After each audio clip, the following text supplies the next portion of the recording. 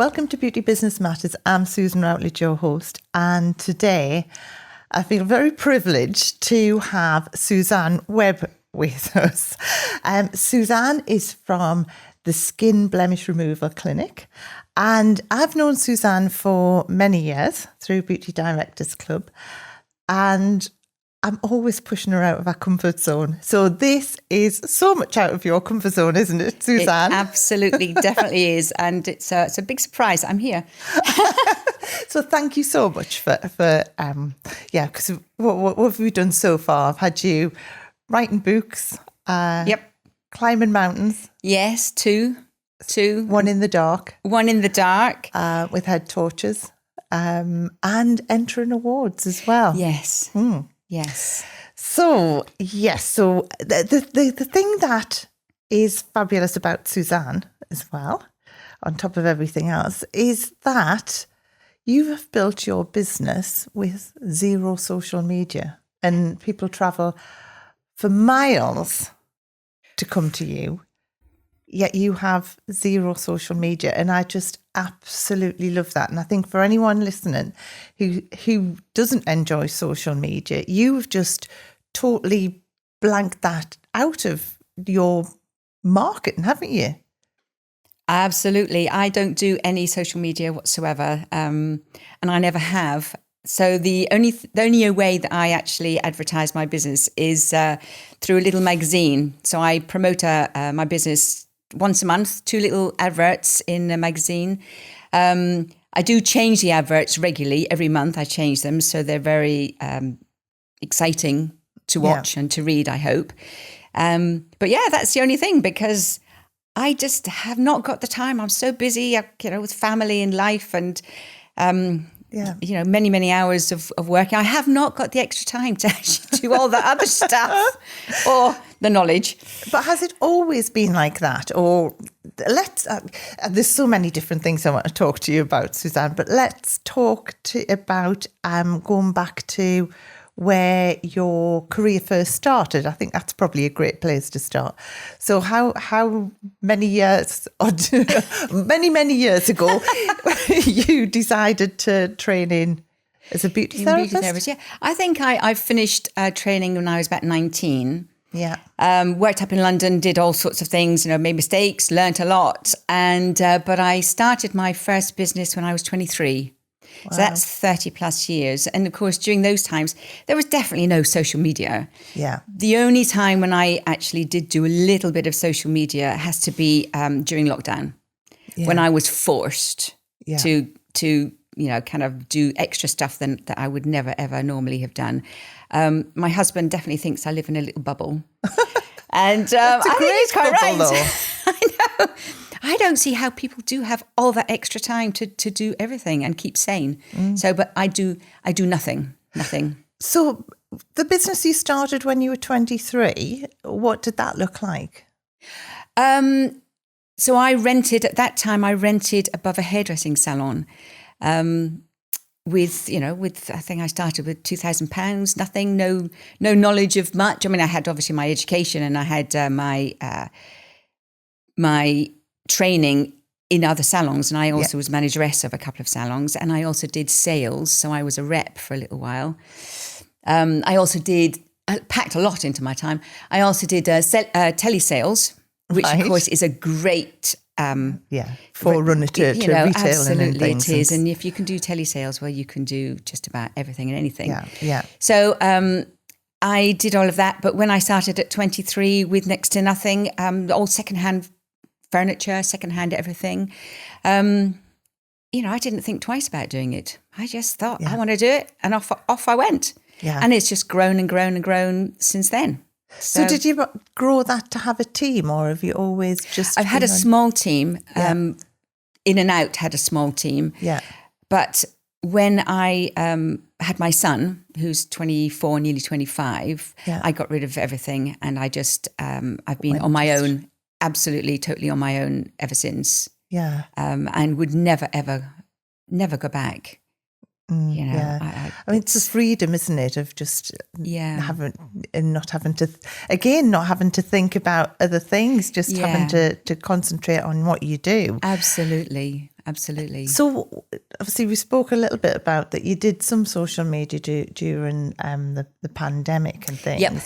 So how did you change your business model from pre to post COVID, or was it? The only thing I did was I did a little bit of Facebook. Yeah. So I was doing little pictures and things, which I actually loved creating. So I can remember them. They were really good. I used to. But the thing is, I'd spend about 5 hours per post, which was not exactly time we efficient. did have the time I then. had the time, so that was just amazing. So I did do that, and but during lockdown, which was a very I found it very, very difficult because I love being surrounded by people, as most of us in this industry do. Yeah. I did find that really, really difficult. But it forced me to actually look elsewhere, and also to think, when I come back, when all this is lifted, I need to be a specialist. And my specialist subject, if you could call it that, was advanced cosmetic procedures, which I have been doing for 30 years anyway. So I came back with an absolute, blast. And that was my target. That was my focus. Yeah. And that is where I have gone from doing maybe 4 or 5 treatments a week to that is generally my week. And with a wait list. Yeah. So if anyone doesn't know what advanced cosmetic procedures are, just tell me a little bit about that. Oh, yes. Advanced cosmetic procedures is the way that we remove blemishes, non-malignant blemishes from people's skins. So it can be anywhere over their bodies.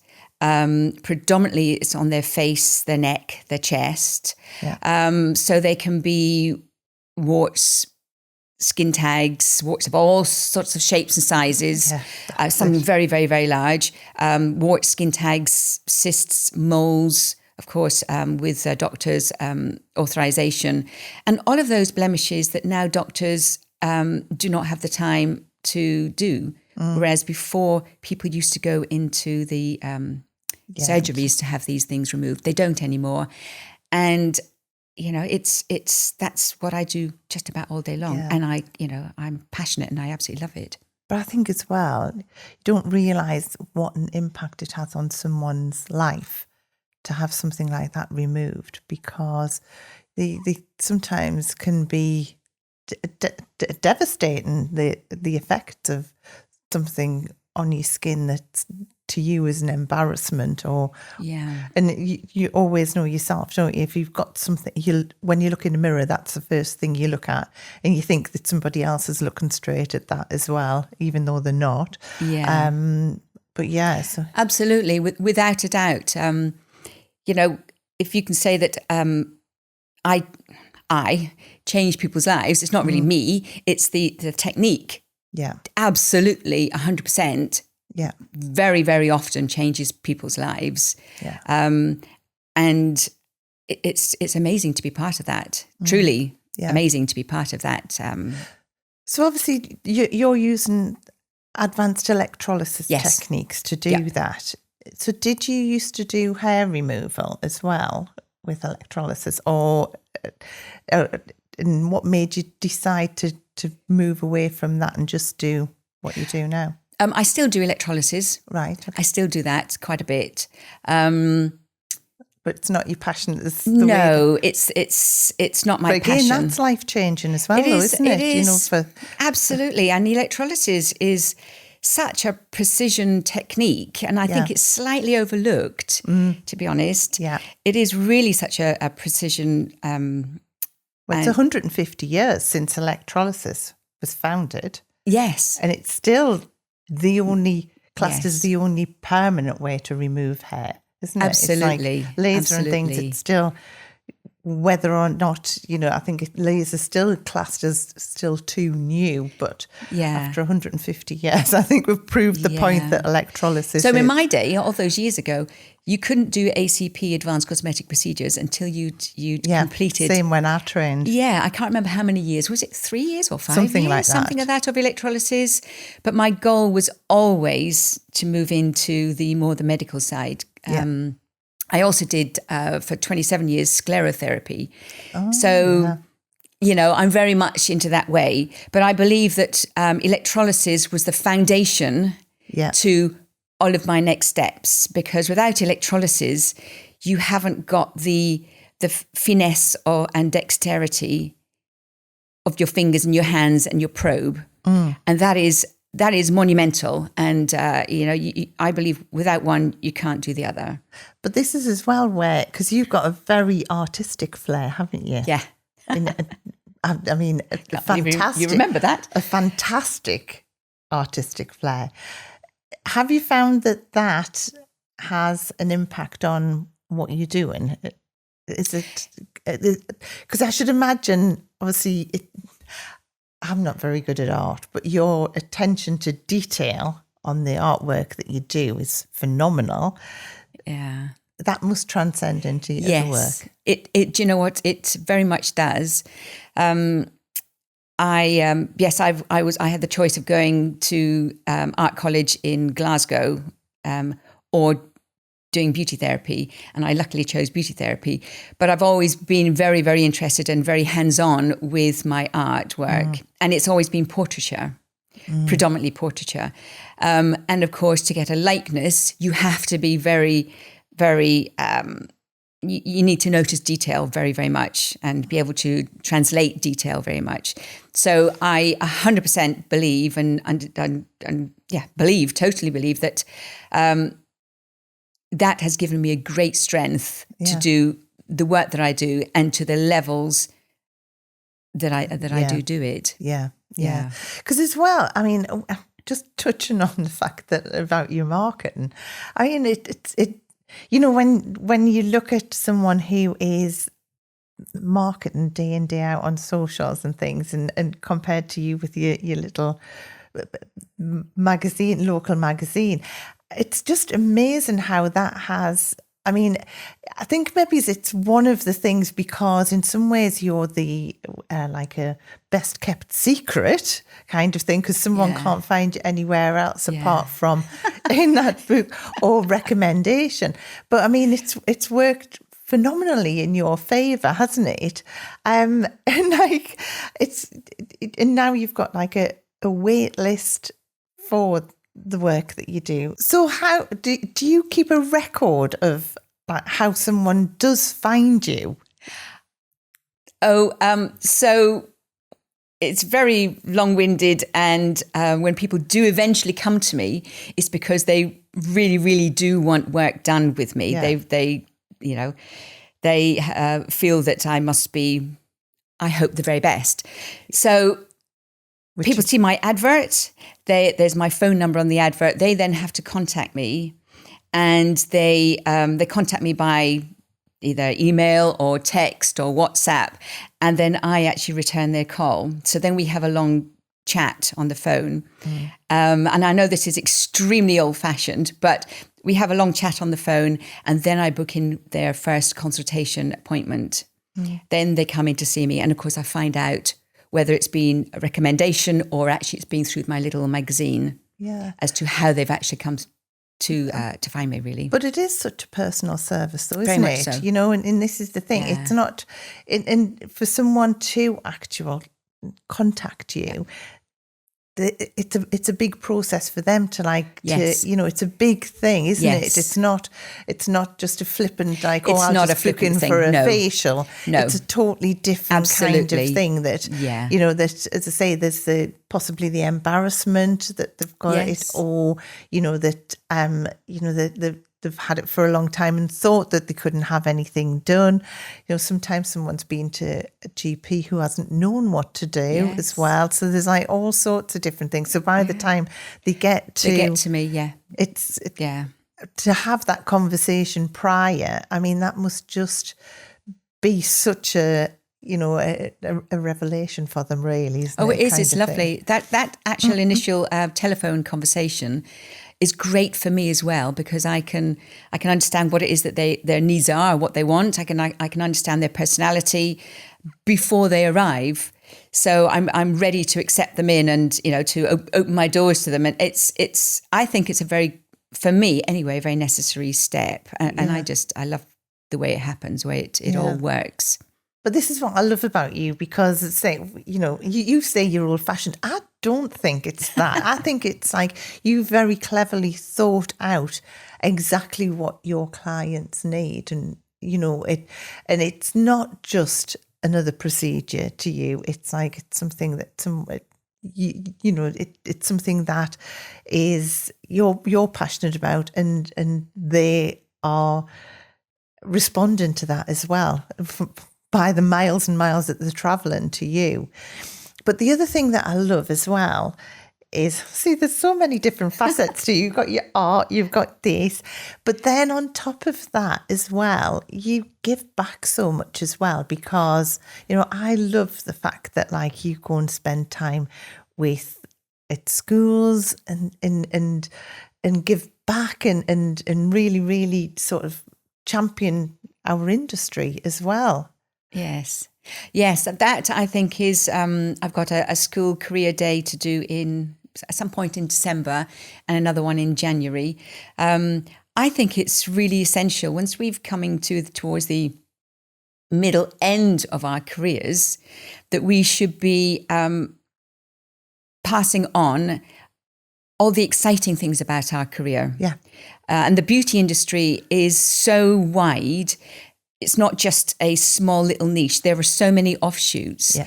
And when I go to schools in particular, that what I say is towards the end, I say, if you were to work really hard at school and work really hard at college and really, really want it, you can have a great career that will make you financially independent. And I think in this day and age when there's, such a lot of expenses, it's essential. So it can make you financially independent. And if you put your heart and soul into it, you will love it. And it will take you through your whole life, right the way through until you're into your 60s and late 60s, easily. Yeah. Easily. Yeah. And as well, not forgetting, and I love this about our whole career, industry, is that, you can take just one element of it and turn that into your career, whether or not it's ACP or whether or not it's, nails or lashes or facials, or, you can really, really niche down into just one area. And that isn't just to have the most fabulous business that's solely your interest, but you can take that anywhere. You can teach it. You can take it around the world. You can work anywhere doing it. And I don't think there's many professions where you have so many transferable skills, but you can take just one element of it. But and then, as I say, you've put art in with that as well, the detail in with that. It's like you've created your perfect industry for yourself. Yes. But taking that to schools and showing that to and the enthusiasm that you have about it all as well. Yeah. It must be great. It's quite funny because I also do, so I go do secondary schools and I also do primary schools. And it's amazing to do primary schools because all the little kiddywinkles come in and they sit down in front of, in groups in front of me. And I'm generally on a stage and I'm in my uniform and I have a flip chart and I start drawing cartoons and they have to decide what it is I do for my job. Oh. And there's all sorts of cartoons and it is just absolutely amazing. And then at the end we ask questions. These little teensy-weensy primary school tots. Yeah. And they all ask questions and whoever asks the best question, then I actually do present them. I know this sounds a bit silly, but I present them with one of your books, one of the books that I helped write. Yeah, the beauty and the best. I sign it and there's a big ribbon around it and it's absolutely just gorgeous. So I'm trying to... what they'll treasure. I know they will do, absolutely. So I do that with even the little teensy-weensy tots and they just love it. And I aim to make it such fun. So I'm just putting a seed of hopefully inspiration into their little minds for the future. But possibly they would never ever learn about that as an they industry. wouldn't have, no. You know, and that, like you say, you've planted that seed, which goes right the way through. And I can't remember, I don't know about you, but all I ever wanted to be was in the beauty industry. And I don't know where that seed got planted in me. I think it was like Girls' World, having like, you know, the makeup doll kind of thing that was around years and years ago. I don't know where it came from, but all I ever wanted to do was be in the beauty industry. But at some point, something planted that seed in me. And obviously the same with you. So, you know, for them, it's just, but as well, you know, our industry, we do sort of look at it as predominantly a female industry, a female-led industry. But now that's all changing. You know, there's more men coming into it, and things like ACP and things, something that really, you know, that it anyone can specialize in. It's just absolutely love it. So obviously you now are spending time with schools. You're also spending time with your clients. You also have great quality time with your family as well. What else is on the agenda? Is there anything else that you want to do, or is it? Do you know, I can't see me giving up for quite a few years. So I think I'll be doing this for a long time yet. So no, I'm really happy with the way things are. I think what I'm going to be starting to do is trying to have a couple of more days off in a month, because I really don't. I work a lot. I do work a lot, and that's probably the only negative about when you work on your own. You have to do absolutely everything behind the scenes, of course, that people don't see. But you're just a victim of your own success, aren't you? That's the thing. It's like, so you've created such demand that... I know. And it's difficult when somebody really needs help. It's difficult saying no, isn't it? It's very difficult saying no. Yeah. And when they have made that decision as well. Yes. Because when someone's made that decision, they don't want to like have an appointment 2-3 months down the line. No, that's it. You think, I'm desperate to help them as well. So I'm really happy with how things are. I have a fabulous setup at home. Yeah. So my salon now is to the side of my house. Yeah. So it's totally separate, and it's absolutely stunning and really beautiful. I've got everything I could possibly need there. The setting is lovely. Yeah. So I've got it all, really. Yeah. I do. And I mean, you're continuing to inspire, because last year you entered and were a finalist in the Professional Beauty Advanced Electrolysis Electrologist of the Year Awards as well, which again is another thing that I pushed you into. But you thanked me in the end. I know, I did. But the thing is, because, you know, I see how great you are. But I think you sometimes, you just take it for granted how brilliant what you do is. Yeah, you do. You don't think, you don't think at all. You just kind of, when you love something, you really just kind of, you just do it, don't you? Yeah. You don't think too much about it. And I always think with awards as well, when it's something like Professional Beauty, where you've got to go in quite a lot of detail about what you have done, I think it's always, I always say to someone, even if you don't press send, it's just a great exercise. Yes. Just because you do take for granted so much of what you do. Yes. And it's great to actually have to, because, you know, it's very British of us not to be boastful. But I mean, you know, what you've done is exceptional. And when you actually get to write it down and have to tell someone about it, it's I always think a great exercise to do. But then you did press send. I know. You're absolutely right. So if nothing else, so I didn't win the finalist of the Electrologist of the Year award, I know, which is absolutely, you know. Yeah, but you're in the top 5 or whatever in the UK. I know, it was such an amazing experience. It really was. And then shortly after, Joan Scott from Hebia asked if I would be interested in writing a little chapter in a book called Shine. Yeah. And in that, I've said exactly that, in that it makes you absolutely look at your business, warts and all, everything.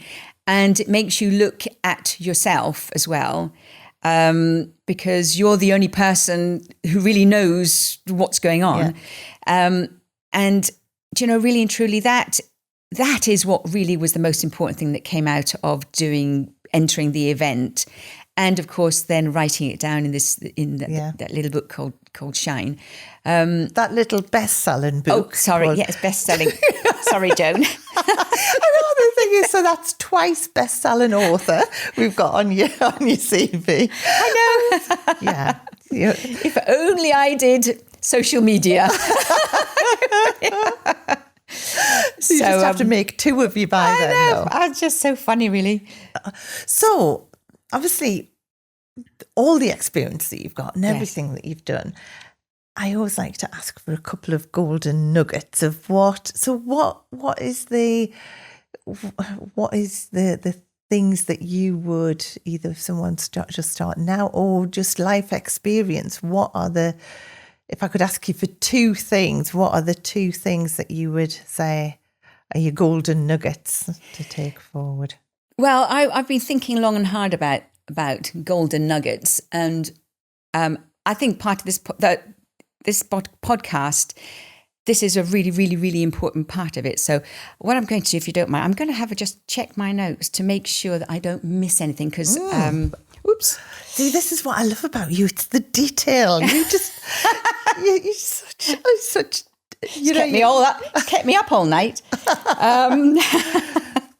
So I would say that I've been doing this for 30 plus years, and there are so many golden nuggets, really and truly, that I could give. But my biggest one, and I think the most important one, is advice. So I've said in my notes, listen to advice, and don't dismiss it. Yeah. Listen to people, especially those whom you respect, those in business and outside of business, those who care and love you. Yeah. Never being frightened to ask for advice, support, or help. And don't be too proud. Have an open mind in business and not a closed one. The advice others give you will be tried and tested. Yeah. Advice can be for now, or the advice actually they give could be for later on in life, but always keep it safe, and you will always have it in your head. Yeah. These gifts of golden nuggets are just that. They are gifts from other people to you. And I just think that's so important. In my life, I've always, whether it's through clients or through other business people, I've always asked for advice. Yeah. You know, and I know, and I think that's, I mean, we do that in bucket loads in Beauty Directors Club, don't we?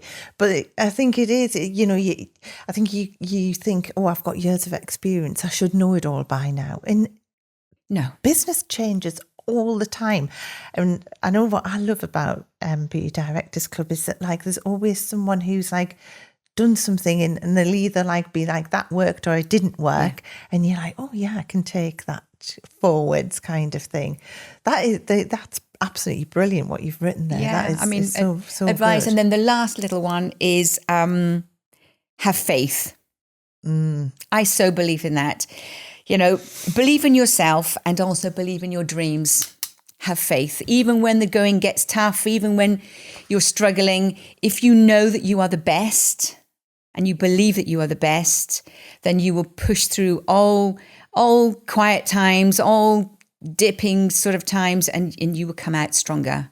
Yeah. That's what happens. That's just life. That's what happens. Yeah. So, but I always think as well, we're all energy as well. So the more you can be confident and have faith in what you do, the more you're going to attract the right people absolutely. As well, kind of thing as well. Whether, like you say, whether that's people who are going to help you and give you advice, or whether that's the right clients as well. Yeah. You know? Yeah. Oh, Susanne, that's Brilliant. It was worth being up all night for that. Oh, Susanne, that has been absolutely my pleasure. Yeah, my pleasure. It's as I say, I could talk to you for hours, and we do. We do. But as I say, I just love everything you do, and I just love, how many people you're inspiring, and obviously from this podcast, it's just going to inspire so many more as well. So from the books, from everything that you do, as I say, I would like to say to anyone to read your chapter in Shine. Also, your chapters in Beauty and the Best one, isn't it? Yeah. And also, as I say, like follow you. You can't follow you on social media, but have you got a website? I do. So you can always find Susanne on our website. Yes. And what's the website called? Well, this is a tricky one because it is Pine Bray Beauty Salon. And I know that is not the skin blemish removal clinic, but that's where you would find me. Yeah. Pine Bray Beauty Salon. Oh, thank you, Susanne. It's been awesome. That is my pleasure.